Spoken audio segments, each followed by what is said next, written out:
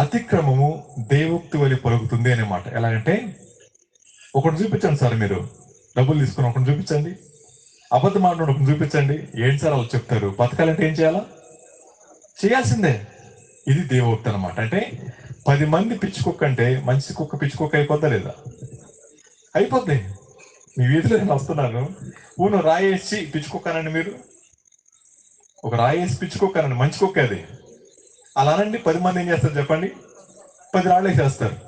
మీరు పిచ్చి కుక్కని చంపినంత మాత్రాన అది పిచ్చి కుక్క కాదు. అలా అని చెప్పి రాళ్ళేసి కొట్టిన మాట వాస్తవమే. యేసుక్రీస్తు ప్రభు వారు లోకానికి వచ్చిన తర్వాత ఎందుకు లోకం ద్వేషించిందో తెలుసా? వారి జీవిత విధానాన్ని ఆయన ప్రశ్నించినప్పుడు, ఏది నిత్యత్వానికి అవసరమైందో దాన్ని బయలుపరిచినప్పుడు, ఆ విషయాన్ని అర్థం చేసుకోలేక, ఆ విషయం దగ్గర ఇప్పటిదాకా జీవించిన జీవితాన్ని వదిలిపెట్టలేక యేసయ్యను సిలువకు అప్పగించారు. కానీ వారు ఏం చేయలేకపోయారు? పాపాన్ని విడిచిపెట్టలేకపోతా ఉన్నారు. ఈ రాత్రి ఎందుకు క్రైస్తవ్యం మీద అంత కోపం చెప్పమంటారండి? యేసయ్య అంటే ఇష్టం లేక కాదు, వారి లోపల గూడు కట్టుకుని ఉన్న పాపాన్ని విడిచిపెట్టే ఇష్టం లేక. అర్థమవుతున్నామా? సో పాపం అంటే అర్థమేంటి చెప్పమంటారా? దేవుడు చెప్పిన దాన్ని చేయడానికి ఇష్టం లేకపోతే దాన్ని పాపం అంటారు. దాన్ని తెలుగులో అవిధేయత అంటాం. మీ పిల్లలకి 50 రూపాయలు ఇచ్చి కొట్టుకెళ్ళి ఉప్పు ప్యాకెట్ తెమ్మన్నారు. వాడు పక్కకి వెళ్ళిపోయి ఐస్ క్రీమ్ తినొస్తే మీరేమంటారు చెప్పండి? పోతే పోయింది లేనని అంటారా? నాలుగు కొడతారు. అవునమ్మా? ఎందుకు కొట్టారు మీరు? చెప్పింది ఉప్పు ప్యాకెట్ తెమ్మని. వాడేం చేశాడు? ఐస్ క్రీమ్ తిన్నాడు. ఏ ఐస్ క్రీమ్ మీ పిల్లడు అయితే ఉంది సార్, అడిగితే నేను ఇస్తాను సార్, కానీ వాడు ఏం చేయాలి? ఇప్పుడు కూర పొయ్యి మీద ఉంది, ఉప్పు తేవాల్సినాడు. ఇప్పుడు ఐస్ క్రీమ్ వాడు రేపన్న వస్తాడు, కానీ కూర ఏం చేయాలి ఇప్పుడు నేను? అర్థమవుతుంది కదా? సో ఇప్పుడు చూడండి, దేవుడు ఏది మానవునికి క్షేమకరం కాదని చెప్పారో, ఆ క్షేమకరం కాని దాన్ని అలవాటు చేసుకున్న మానవుడు విడిచిపెట్టడం ఇష్టం లేక దేవుణ్ణన్న పక్కన పెట్టేస్తున్నాడు, కానీ పాపాన్ని మాత్రం విడిచిపెట్టలేకపోతా ఉన్నాడు. గుర్తుపెట్టుకోండి, 2 పెదాలు కాచుకోలేని మనం పరలోకంలో ఉంటామంటే ఇది హాస్యాస్పదం అవుతుంది. మీ భర్త మీద కోపం వస్తే మాట్లాడతారా, లేకపోతే మౌనంగా ఉంటారా? ఇప్పుడు కోపాలు రావా? మీరే కొట్టేటట్టున్నారే. చెప్పండి, మీ భార్య భర్తలు కోపం వస్తే ఎవరు మాట్లాడతారు? మాట్లాడతారా? ఆ రోజు మాట్లాడుకుంటారమ్మా? ఆ రోజు బలైపోయేది పిల్లలు. ఇదిగో అంటారు అనమాట. భర్త పేరు ఏం చెప్పండి? ఇదిగో. ఆ అమ్మాయిని పిలిచి అంటారే, మీ నాన్నకి చెప్పు ఉప్పు అదేంటి కందిపప్పు తెమ్మని. ఆయన అంటాడు, మీ అమ్మాయి చెప్పు డబ్బులు లేవని. ఇప్పుడు పిల్లలకి ఏం అర్థం అవుద్ది? వీళ్ళ దగ్గర పుట్టి నేను అల్లాడిపోతున్నాను.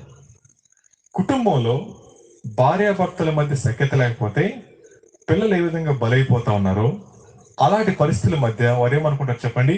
వారి పాపాన్ని విడిచిపెట్టి కలుసుకోవడం ఇష్టం లేదు వాళ్ళకి. 2 పెదాలు కాచుకుని నెలలు మాట్లాడుకొని ఉండిపోతారు. అలాంటిది దేవుడు ఇలా అన్నాడు, అబద్ధం ఆడుట పాపమని. ఒకసారి చూస్తారా? ప్రకటన గ్రంథం 21వ అధ్యాయం 8వ వచనం చదువుకుందాం. ప్రకటన గ్రంథం 21వ అధ్యాయం 8వ వచనం చదువుదాం. అవిశ్వాసులు, అసహ్యులు, నరహంతకులు, వ్యభిచారులు,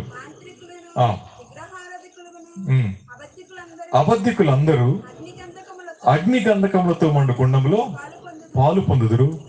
ఇది 2వ మరణం. ఈ మాట జాగ్రత్త మనసులోకి వెళ్ళనివ్వండి.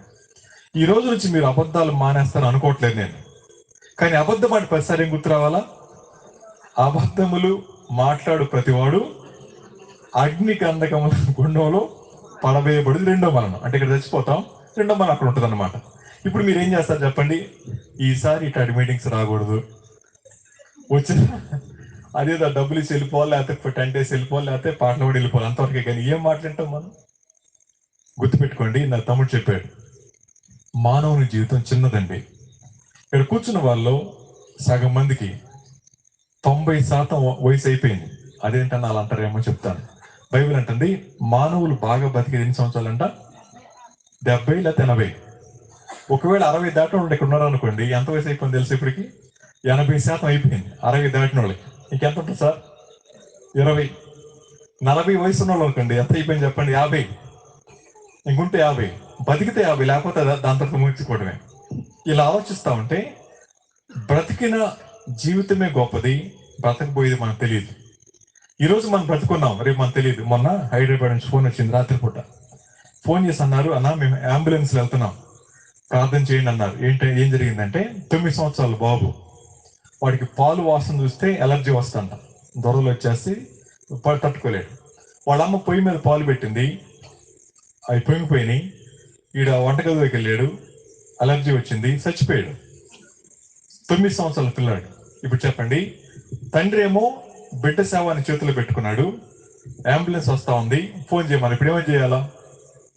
ఆ బాబు కోసం ఏమని చేయాలా? చిన్నపిల్లాడే, వాడు ఏం చేయాల, ఇంట్లోకి వెళ్ళాడు అంతే, వంటగదిలోకి. వాళ్ళ అమ్మ మర్చిపోయింది. తెలుసు ఆ అమ్మకి తెలుసు పాలు పెట్టారికి ఇబ్బంది అని. ఈ చిన్న అండర్స్టాండింగ్ లేక పిల్లాడి జీవితం అయిపోయింది. ఇప్పుడు చెప్పండి, ఆ అబ్బాయి కంటే మనం బలవంతులమా?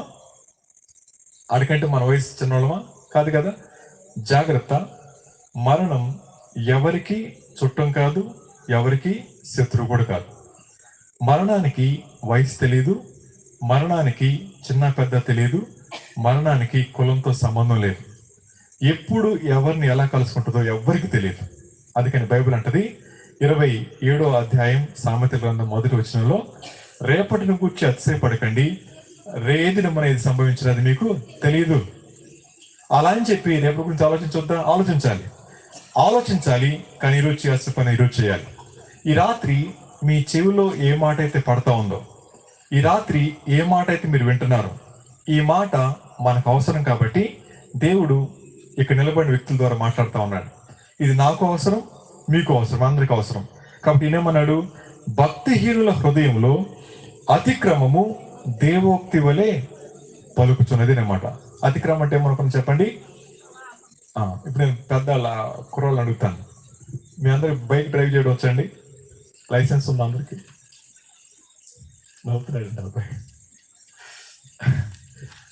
లైసెన్స్ లేదనుకోండి, ఆ కాళ్ళ దగ్గర ఎక్కడో పోలీస్ జీప్ కనపడింది, మీరేం చేస్తారు చెప్పండి? జీప్ ముందుకి వెళ్ళి ఆపుతారా? ఇక్కడ ఆపేసుకుంటారు కదా, లేదా వెనక్కి తిరిగి వచ్చేస్తారు పని ఉన్నట్టుగా. ఎందుకు ఆపుతారు అక్కడ? ఆటో ఎక్కితే ఆటో ఆయన దించేస్తారు, మనం దిగండి నడిచిరండి అంటాడు. ఎందుకని? చేసే తప్పు అని తెలుసు, దొరికితే ఫైన్ వేస్తారని తెలుసు. కాబట్టి ఏం చేస్తాం? తప్పించుకుంటాం. ఒకరోజు దొరికిపోతాం, అప్పుడు ఏం చేస్తారు? మొత్తం కట్టించేస్తారు కదా. ఒక మనిషి లైసెన్స్ లేకపోతే బండి నడపకూడదని చెప్పినప్పుడు డ్రైవింగ్ చేస్తున్నాం, కానీ దొరికితే ఖచ్చితంగా ఫైన్ కట్టాల్సిందే. ఇది మానవులు పెట్టుకున్న విధి. కానీ దేవుడు చెప్తా ఉన్నాడు, ఏ అబద్ధికుడు పరలోకానికి పోడు. ఇది దేవుడు పెట్టిన కట్టడ. మరి ఎలా బతుకుతున్నాం సార్ అంటే దేవుని యొక్క మంచితనం.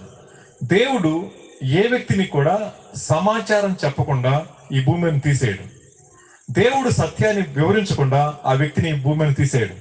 వివరించిన తర్వాత కూడా మార్చుకోకపోతే నష్టపోయేది నేనే. అర్థమవుతండి? తెలియకపోతే నా తప్పు, తెలిసిన తర్వాత కూడా చేస్తే నాదే తప్పు అవుతుంది. ఎలాగండి అంటే, దేవుడు మాట్లాడుతున్నాడు, నేను వినట్లేదు, విన్నాను కానీ పట్టించుకోలేదు, 2 విషయాలు నాదే తప్పు అవుతుంది. ఈ రాత్రి బైబిల్ మనతో మాట్లాడుతూ ఉంది. అతిక్రమం అంటే అబద్ధం ఆడొద్దు అనే మాట క్రైస్తవులకైనా అందరికైనా. ఈ భూమి మీద పుట్టిన ఆటవికుడికైనా అబద్ధమే, నాగరికుడికైనా అబద్ధమే, క్రైస్తవుడికైనా అబద్ధమే, హైందవ సహోదరులకైనా అబద్ధమే, ముస్లిం సహోదరులకైనా అబద్ధమే. ఏ తల్లిదండ్రులు కూడా తన పిల్లలు అబద్ధికులైతే, పోనీలే నాన్న అన్ని నా పోలికలు అంటారా? అర్థమవుతున్నామా? అన్ని నా పోలిక అంటారా? ఒకవేళ మీ పిల్లాడు అబద్ధం ఆడితే అంటారు అన్ని మీ నాన్న బుద్ధులు అంటారు. అంటే అబద్ధాలు ఆడితే నాన్న అన్ని నిజాలు తమ్ము బుద్ధులా? ఇది కాదు.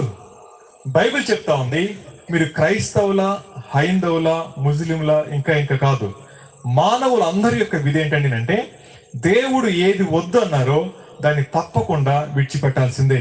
అప్పుడే మాట చెప్తాను. మీరు ఇలా అనుకోవచ్చేమో, సార్ మాకు ఇప్పుడే కదా ప్రభు పరిచయం అయింది, మరి మా తరతరాల వాళ్ళకి యేసు ప్రభు తెలియదు, వాళ్ళందరూ చనిపోయారు కదా, వాళ్ళు ఎక్కడికి వెళ్తారండి అనే మాట. యేసయ్య తీర్పు తెచ్చేది వాక్యం తెలియని వారి విషయంలో మనస్సాక్షిని బట్టి. సో ప్రతి వాని యొక్క మనస్సాక్షి వారు చేసే పాపాలు ఇక్కడ దాచిపెడుతుంది. అర్థమవుతుందా లేదమ్మా? ఇక్కడ కూర్చున్న మనం అందరం కూడా పైకి మంచిగానే ఉన్నాం, కానీ ఒక ప్రశ్న అడుగుతాను, చెప్పండి. మీరు చేసిన ప్రతి పని భర్తకి చెప్తారా? చేసిన ప్రతి పని భార్యకి చెప్తారా? చెప్తే ఎలా ఉంటుంది చెప్పండి? కుటుంబాలు లోక అదాలతలో కూర్చోవాలి, పోయి అటు ఇటు మనం కూర్చోవాలా, అంతేనా కదా? ఎందుకంటే కొన్ని చెప్పాలి, కొన్ని చెప్పకూడదు అనుకుంటాం మనం. కానీ తెలియదు కాబట్టి కాపురం చేస్తుంది ఆవిడ, తెలియదు కాబట్టి కాపురం చేస్తున్నాడు ఈయన.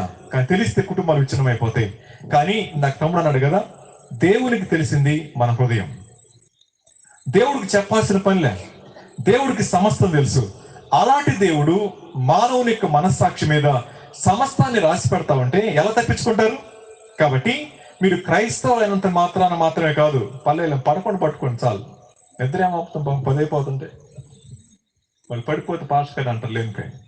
మళ్ళీ చెప్తున్నా, నిద్ర వస్తే చేతులు మోపు చేసి పడుకోండే, అట్లా పట్టుకొని పోయి నేను లేపలేమ్మా, నేను చెప్పుకుంటూ పోతా, అట్లా పడుకోపోకండి లేనిపోయింది మళ్ళీ. రైట్, చదివేదండి. ఏమనుకున్నా, దేవుడు మానవునితో మాట్లాడుతున్నప్పుడు ఆయన వ్యవహరించేది మతాన్ని బట్టి కాదు, మనిషిని బట్టి. అదేంటని అలా అంటారంటే, మతం మానవుని ఏర్పరచుకున్న అభిప్రాయం. మతానికి అర్థం ఏంటంటే అభిప్రాయం అని అర్థం. నా అభిప్రాయం దేవుడు ఇలా ఉంటాడని, కానీ అది వాస్తవం కాదు. దేవుడు ఎలా ఉంటాడో అది మనం అవలంబించాలి, కానీ నా అభిప్రాయాన్ని బట్టి అనుసరించేది మతం అవుతుంది.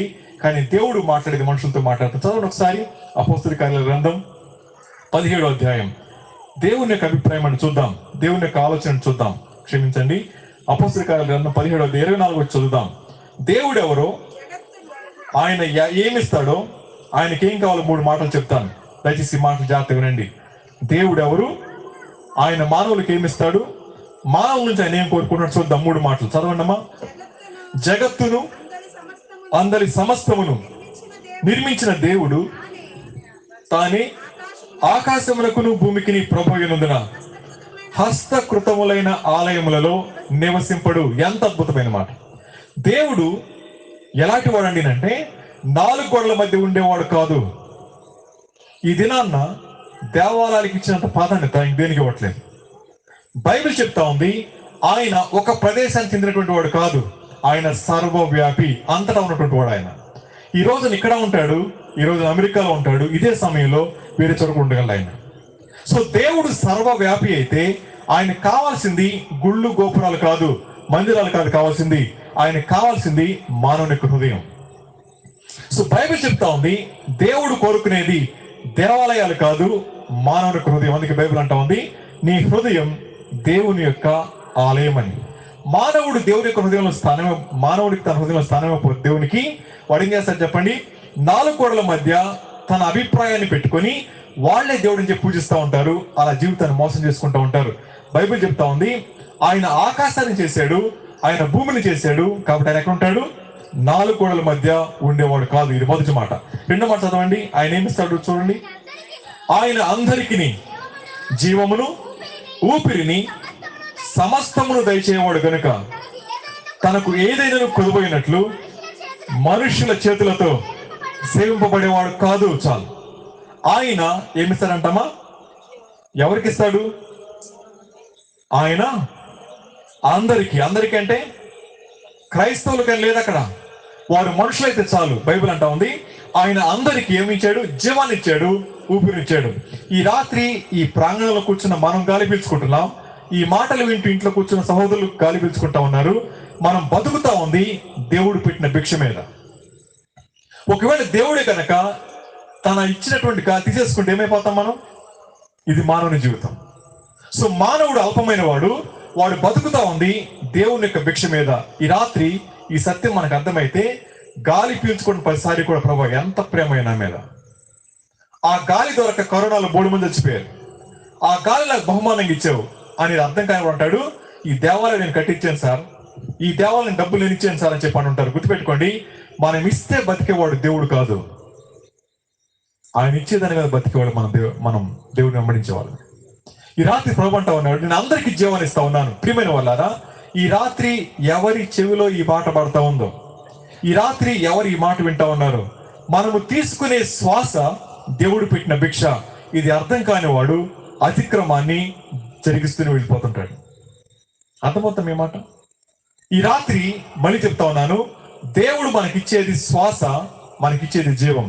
బైబిల్ అంటది, తల్లి గర్భములో ఒక దినమైన కాకముందే నా దినములన్నీ కూడా నీ గ్రంథములో లిఖితములు అయిన అనే మాట. తల్లి గర్భం ఇప్పుడు పడిన తర్వాత ఇప్పుడు అయిపోతుందో తెలియదు. మా అమ్మమ్మ గారు గత నెలలో కాలం చేశారు. ఆవిడ వయసు 93 సంవత్సరాలు. ఆవిడ చనిపోవడానికి చివరి రోజు వచ్చినప్పుడు మంచం చుట్టూ కూర్చున్నాం. అంటే మా అమ్మ వాళ్ళు 4, ఆ అక్క చెల్లెళ్ళు, నేను పెద్ద మనవని కూర్చున్నాం. ఏం చూస్తున్నామని అంటే ఎప్పుడు చచ్చిపోద్దని చూస్తున్నాం. చచ్చిపోవట్ల 10 రోజులుగా. సరే, ఆ చివరి సమయంలో మా అమ్మ అంది, అమ్మ అందరి కూతుర్లు అమ్మ బతికితే బాగుండు అనుకుంటారు.